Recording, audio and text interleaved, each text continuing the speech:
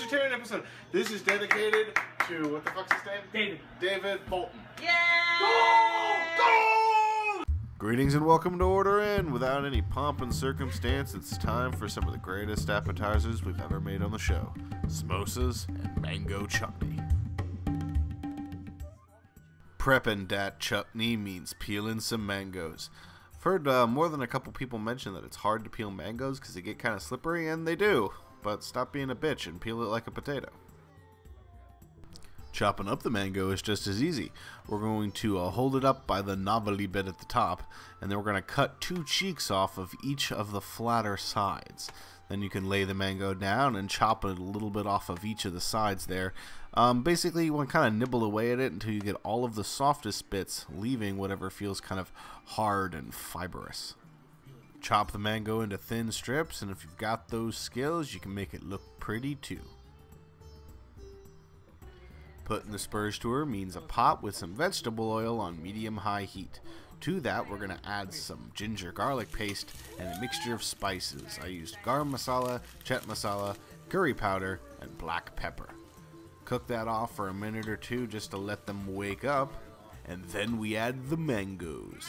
In total, we're adding about 5 mangoes chopped up. It really depends on how much of this stuff you want to make. If you're only making it for a single day, this is about good. If you're making it for a couple, double the recipe. The mangoes will be joined by the bitter and the sweet, in the form of 1 cup of apple cider vinegar and 2 cups of granulated sugar. If you like it spicy, and you know we do, add 1 finely julienned habanero pepper to bring the heat. Let that cook down for about an hour while we prep the samosas. This filling begins like so many episodes of the show with roasted carrots. We're going to saute these the exact same way we do in the carrot episode, so watch that one, but with a few small alterations. The other major player in this filling is going to be taters.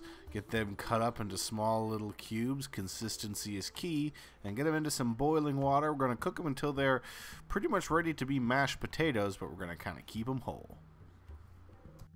When those carrots are nice and brown, we're going to add some of the garam masala, some Chutney masala, and a little bit of that ginger garlic paste.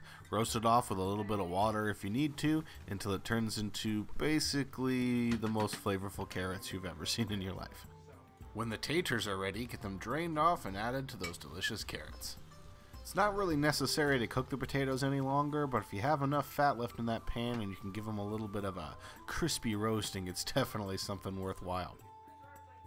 Finish with a nice big handful of coriander leaves. Looks really pretty and tastes even better.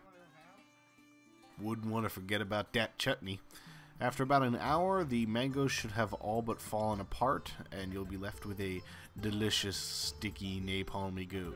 Test it for flavoring, and if you're happy with where you're at, give it a blitz with a hand mixer or mush it with a potato masher. It's kind of technically optional, but I do it anyway. Traditionally, samosas are made with a homemade dough, but the cheater's way of doing it is using egg roll skins. Take a single egg roll skin and cut it in half, then coat each edge with a little bit of water. We then roll one side over the other, creating a bit of a cone, and just keep rolling to finish. With the cone in your hand, stuff it full of that delicious gorgeousness. You want to make sure that you're pressing it into all the nooks and crannies at the bottom. Put a little bit of extra water on the flap at the top and fold it over. Frying these is a simple affair. We just take some 350 to 375 degree oil and drop them in. Science has failed! We don't have to worry about bursting or anything, because if there are pockets that are open, they're just going to turn into fried potato. When golden brown and delicious, lay them out on a rack to cool and serve with dat chutney. These are a perfect starter to an Indian-inspired meal, or simply something to stuff your face with before playing Guitar Hero. Thanks for watching, and remember, why order out when you can hang out and order in?